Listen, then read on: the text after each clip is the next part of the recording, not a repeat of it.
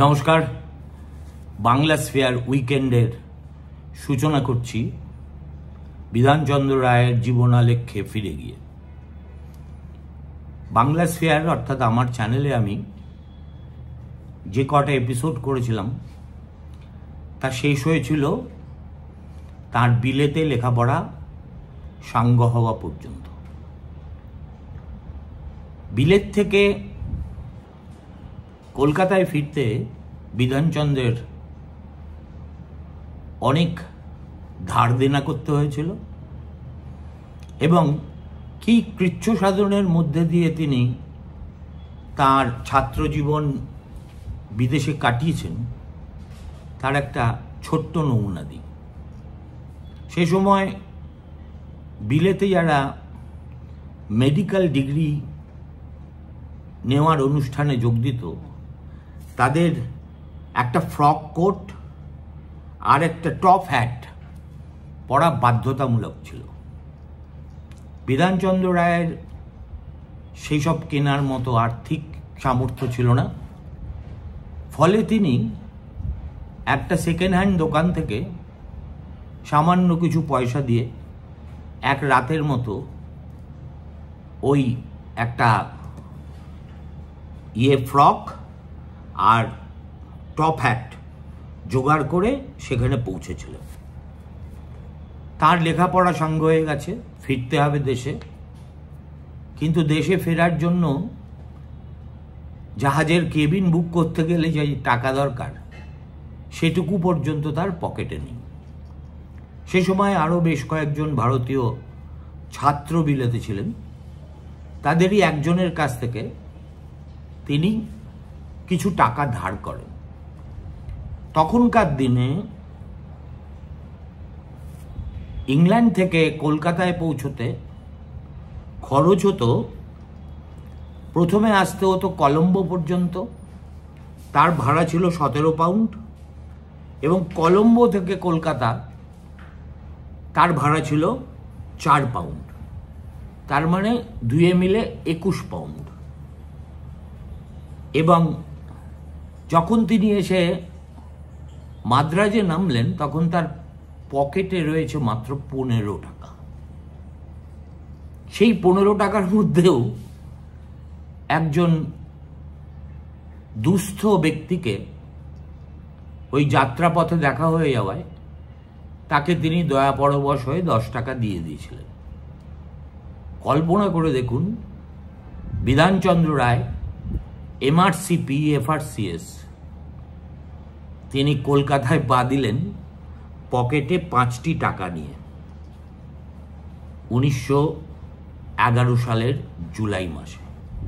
এই 11 সালটা আমাদের এই বাংলার ইতিহাসে অত্যন্ত গুরুত্বপূর্ণ, কেননা ঠিক ওই বছরেই ইংরেজ তাদের রাজধানী কলকাতা থেকে সরিয়ে দিল্লিতে নিয়ে গিয়েছিল এবং সেই যে স্থানান্তরের প্রক্রিয়া তার মধ্যে দিয়েই বিধানচন্দ্রের প্র্যাকটিস শুরু হয়েছিল নিজের শহরে। এবং রাজধানী স্থানান্তরিত হয়ে গেলে একটা জায়গার গুরুত্ব কিভাবে কমে, কতটা কমে, সেই আলোচনাতে আমি প্রসঙ্গক্রমে পরে আসব। আপাতত বিধানবাবুতেই সীমাবদ্ধ রাখি আজকের বক্তব্য। তিনি ফিরে এলেন এবং তিনি তো ছুটি নিয়ে গিয়েছিলেন, ফলে চাকরিতে যোগদানে তার কোনো অসুবিধে ছিল না। ততদিনে ক্যালকাটা মেডিকেল কলেজের প্রশাসন আমূল বদলে গিয়েছে। নতুন যিনি প্রিন্সিপাল তার নাম ছিলেন কর্নেল ক্যালভার্ট। তিনি বিধানবাবুকে বললেন, তুমি এক কাজ করো, তুমি এই যে আমাদের অসংখ্য পুলিশ চাকরি করে তাদের ফার্স্ট এড সম্পর্কে কোনো ধ্যান ধারণা নেই, তুমি এখন এই পুলিশদের ফার্স্ট এড কি করে করতে হয় সেটা শেখাও। ভাবা যায় এমআরসিপি এফআরসিএস একজন হবু ডাক্তারকে প্রিন্সিপাল বলছেন ফার্স্ট এড শেখাতে। কিন্তু বিধানচন্দ্রের চরিত্রের যেটা সবচেয়ে বড় গুণ এবং যে গুণের কারণেই তিনি বিধানচন্দ্র রায় হয়েছিলেন এবং আজও আমাদের কাছে চিরস্মরণীয় হয়ে আছেন, সেটা হলো কোনো কাজকেই তিনি ছোট নজরে দেখতেন না। তিনিও জানতেন যে এই ধরনের একটা কাজ তাকে করতে বলা আসলে শাস্তি দেওয়া, তবুও তিনি, যেহেতু এটাই তার দায়িত্ব, তিনি ঠিক করলেন যে এই পুলিশদের ফার্স্ট এডই শেখাবেন এবং শেখাতেই থাকলেন। একই সঙ্গে তার মনে হলো যে এবার একটু প্রাইভেট প্র্যাকটিসও করা প্রয়োজন, নইলে একে তো মেডিকেল কলেজের কাজটা তার মনঃপুত নয়, অতি অল্প আয়। তিনি এসে কলকাতায় প্রথম হ্যারিসন রোডে 84 নম্বর বাড়িতে এসে কোনো মতে ডেরা বেঁধেছিলেন। কিন্তু প্রাইভেট প্র্যাকটিস করতে গেলেও তো পয়সা লাগে, একটা চেম্বার করতে হয়, কিছু জিনিসপত্র লাগে, সঙ্গে দু একজনকে নিয়োগ করতে হয়। ইচ্ছে থাকলেও তো তার সে সঙ্গতি নেই, ফলে আবার ধার। কলকাতায় এসে তিনি তার বন্ধু বান্ধব ছাত্র মহলে একেবারে তাকে দেখে সবাই উল্লসিত হয়ে গিয়েছিল, কিন্তু তাতে তো বিধানবাবুর পকেট ভরত না। তিনি অতএব আবার বন্ধুদের কাছ থেকে টাকা ধার করলেন এবং মনে মনে ঠিকই করে রেখেছিলেন যে একেবারে যত ছোট করে সম্ভব প্র্যাকটিস তিনি শুরু করবেন। যেহেতু তার নামের পিছনে দুটো খুব ভারী বিদেশি ডিগ্রি ছিল, অতএব তার মনে হলো যে বিলেত যাওয়ার আগে তিনি রুগী পিছু মাত্র 2 টাকা ফি নিতেন। এত অল্প টাকায় বিলেত থেকে ফিরে তার পোষাবে না, তিনি এক লাফে 2 টাকা থেকে তার ফি করে দিলেন 8 টাকা। এবং এর ফলে যে তার প্র্যাকটিসে কোনো ক্ষতি হলো তা তো নয়, বরং বিধানবাবু প্র্যাকটিস করছেন এই বার্তা শহর জুড়ে রটে যাওয়ার পরে একেবারে চোখের নিমেষে তার চেম্বারে রোগীদের ভিড় শুরু হয়ে গেল। এরপরে তিনি ফিরে এসেছেন, তারপরে কয়েক মাস কেটে গেছে। কলকাতা শহরের একজন বেশ সম্পন্ন ব্যবসায়ী হঠাৎ একদিন বিধানচন্দ্রকে একটা প্রস্তাব দিলেন। প্রস্তাবটা কি না, তাকে আর প্র্যাকটিস করতে হবে না, তিনি তার বাড়ির ফ্যামিলি ডক্টর হিসেবে নিযুক্ত হয়ে যান। ফ্যামিলি ডক্টর মানে someone who is dedicated to that family only. যখন প্রয়োজন হবে বাড়ির লোকজনের চিকিৎসা করবেন এবং সেটাই হবে তার প্রধান এবং একমাত্র কাজ। এদিকে বিধানচন্দ্র রায় বিলেত থেকে ফেরার সময় জাহাজের কেবিনে বসে অখণ্ড অবসরের মধ্যে ঠিক করেছিলেন দুটো কাজ তিনি করবেন না। একটা হচ্ছে কারুর বাড়িতে পারিবারিক চিকিৎসকের কাজ করবেন না, আর 2 কোনো ফার্মাসিস্ট বা ওষুধের দোকানে বসে রোগী দেখবেন না। দ্বিতীয় সিদ্ধান্তটা তিনি নিয়েছিলেন কেননা তখনও ফার্মাসিস্টদের দোকানে বসে ডাক্তাররা আসলে যেটা করত সেটা হলো তারা যে প্রেসক্রিপশন লিখত, সেই প্রেসক্রিপশন ওই দোকান থেকেই ওষুধ কিনতে হতো এবং তাই সেই বাবদ একটা কমিশন ডাক্তারবাবু পেতেন। বিধানচন্দ্রের এইটুকু আত্মবিশ্বাস এবং আত্মসম্মান বোধ ছিল যে আমি এই ছ্যাঁচড়াবৃত্তি করে আমার জীবন শুরু করতেই চাই না। সুতরাং তার কাছে যখন এই প্রস্তাব এলো ওই ব্যবসায়ীর কাছ থেকে, তিনি মোটেই আহ্লাদিত হলেন না এবং সবিনয়ে প্রত্যাখ্যান করাতে ওই ব্যবসায়ী অত্যন্ত অপমানিত হয়ে তাকে যা মুখে আসে তাই বলে গালাগাল করতে শুরু করলেন। তিনি বললেন, ও তোমার ডিগ্রিতে যত বড় বড় কথাই লেখা থাক, একটা কথা মনে রেখো, নীলরতন সরকার অথবা কর্নেল আড়াই দত্তর মতো সুনাম অর্জন করতে তোমাকে এখন বহু দিন অপেক্ষা করতে হবে। তার চেয়ে আমি ভেবেছিলাম তুমি যদি আমার পারিবারিক চিকিৎসকের দায়িত্বটা নাও, তাহলে অন্তত তোমার মোটামুটি খাওয়া পড়ার খরচটুকু উঠে যাবে। এখন বিধানচন্দ্র রায় অপমান হজম করতে করতে করতে ততদিনে অভ্যস্ত হয়ে গেছেন। তিনি তখন জবাবে বললেন যে, দেখুন, আমি না যতদিন লাগে ততদিন সংগ্রাম করতেই চাই। সহজ পথ আমার পথ নয়, কৃচ্ছ সাধনের পথই আমার পথ। অতএব যত দিনই লাগুক আমি ধৈর্য ধরে তার জন্য অপেক্ষা করব এবং স্বাবলম্বী হয়ে ডাক্তারি করার চেষ্টা করে যাব। এখন এই যে 150 টাকা বছরে, বিধানবাবু মনে মনে হিসেব করে দেখলেন যে সেটা আদতে মাসিক 12 টাকা দাঁড়ায়। এই টাকাটা এতই যৎসামান্য যে তিনি মুচকি হেসে যখন প্রত্যাখ্যান করলেন, ওই ব্যবসায়ী, তিনিও তো দুধে মাল, তিনি বললেন যে, শোনো, তোমার আগে আমার বাড়িতে যে ফ্যামিলি ডক্টর ছিলেন তাকে আমি 150 টাকাই দিতাম। 150 টাকা কম টাকা নয়। 150 টাকায় কত আনা কত সিকি হয় তুমি তার কোনো হিসেব রাখো? তখন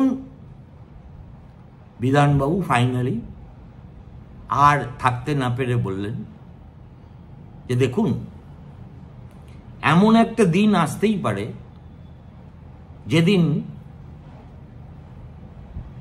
একজনের একটি কেস দেখে আমি 150 টাকা ফি পাব। সুতরাং আমার জন্য দুর্ভাবনা না করে আপনি অন্য ডাক্তারবাবুকে খুঁজে নিন।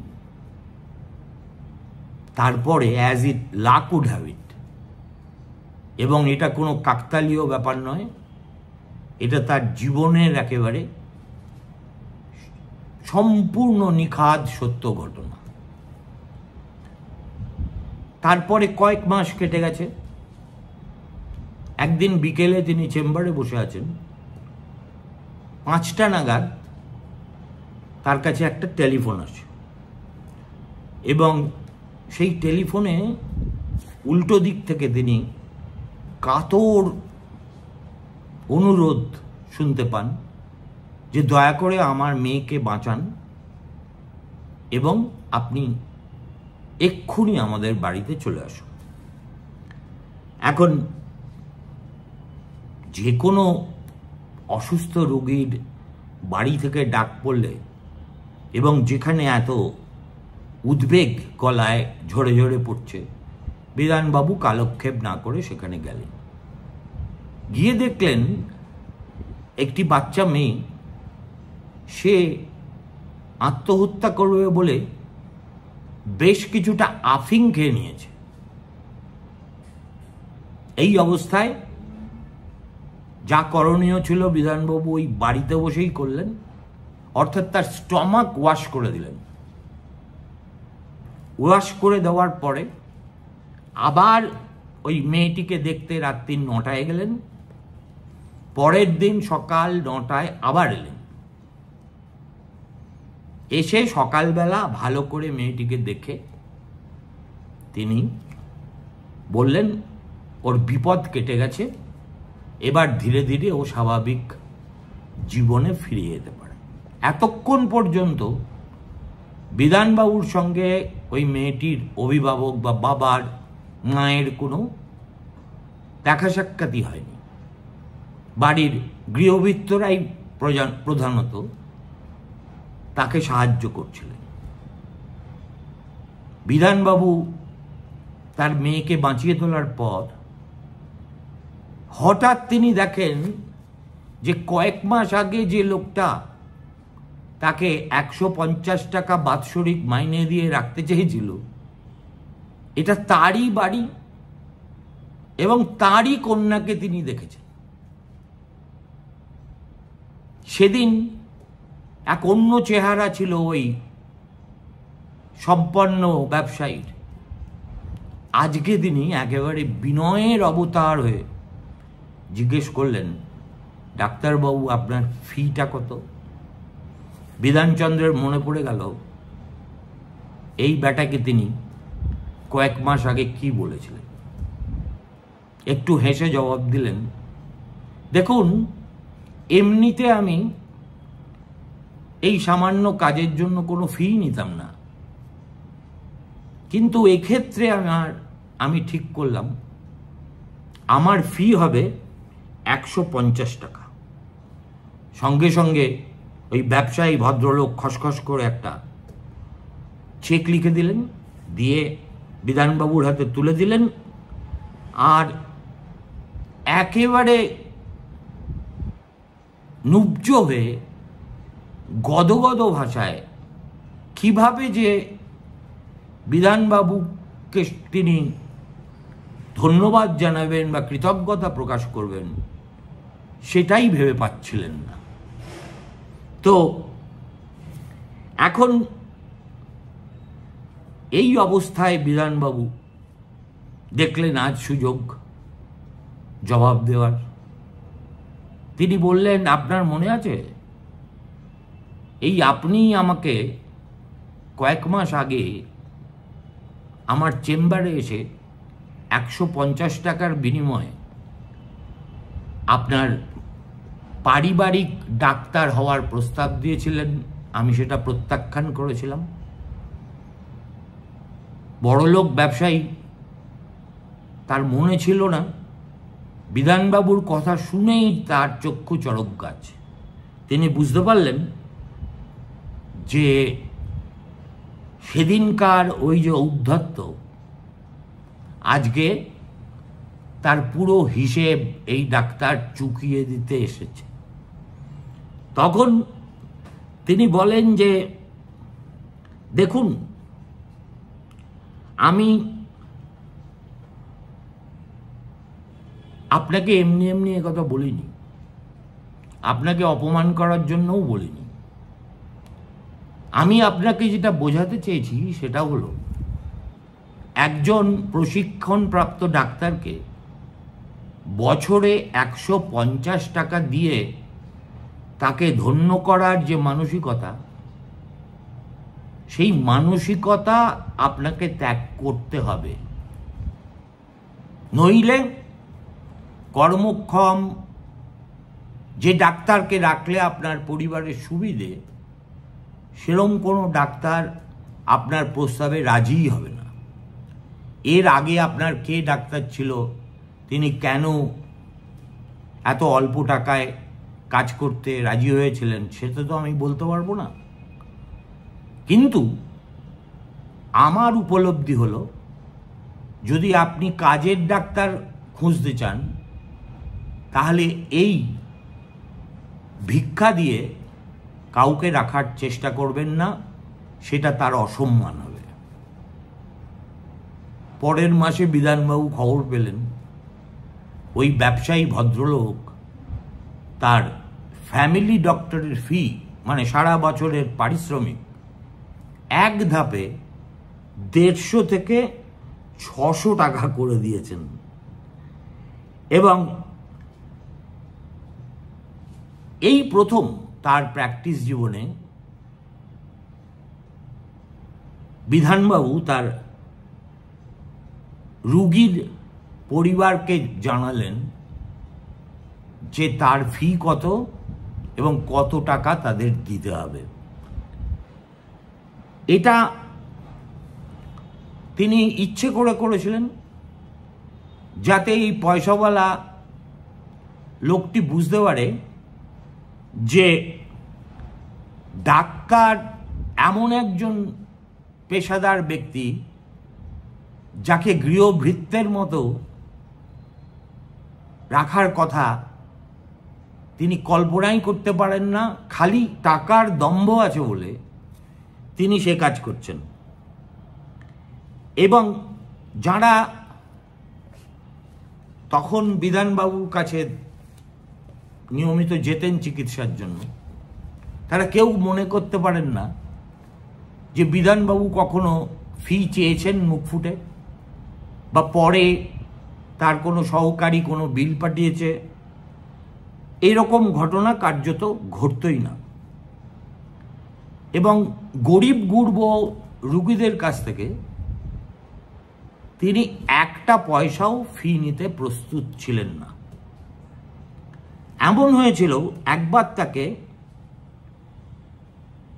একজন এলএমএস ডাক্তার খুব বিপন্ন বোধ করে নিজের বাড়িতে ডাকেন।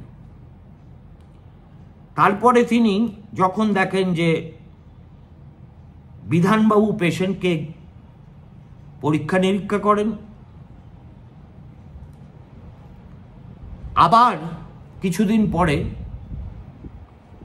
সেই এলএমএস ডাক্তার রুগীকে নিয়ে দ্বিতীয়বারের জন্য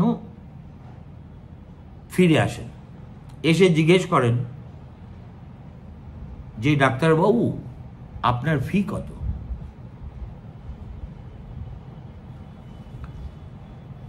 বিধানবাবু বুঝতে পারছেন যে আমার ফি দেওয়া দূরস্থান, কোনো রকম ফি দেওয়ার মতো সামর্থ্যই এই এলএমএস ডাক্তারের নেই।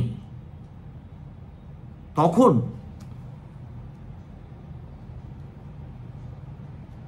তিনি বললেন যে আমাকে কোনো ফি দিতে হবে না, কিন্তু নিয়মিতভাবে এই মেয়েটির চিকিৎসা যে করে সেই ডাক্তারকে দয়া করে তার প্রাপ্য ফিটুকু দিয়ে দেবেন। আজকে এ পর্যন্তই। কালকে তার কলকাতা বাস এবং প্র্যাকটিসের এবং মেডিকেল কলেজে থেকে বেরিয়ে এসে প্রথমে ক্যাম্বেল তারপরে কারমাইকেলের তার শিক্ষকতার অভিজ্ঞতা, ডাক্তারির অভিজ্ঞতা ইত্যাদি বিষয় নিয়ে ধীরে ধীরে একটার পর একটা এপিসোড করে যাব। নমস্কার। যদি পারেন আপনারা একটু বেশি বেশি করে সাবস্ক্রাইব করুন, আপনাদের বন্ধু বান্ধব আত্মীয় স্বজনকে বলুন, কেননা এই চ্যানেলে আমি একদম ভীষ্মের প্রতিজ্ঞা নিয়ে বসেছি। দৈনন্দিন ঘটনাবলীর কচকচি এড়িয়ে আমি ভিন্ন ধর্মী নানা বিষয় নিয়ে আপনাদের উপহার দেব।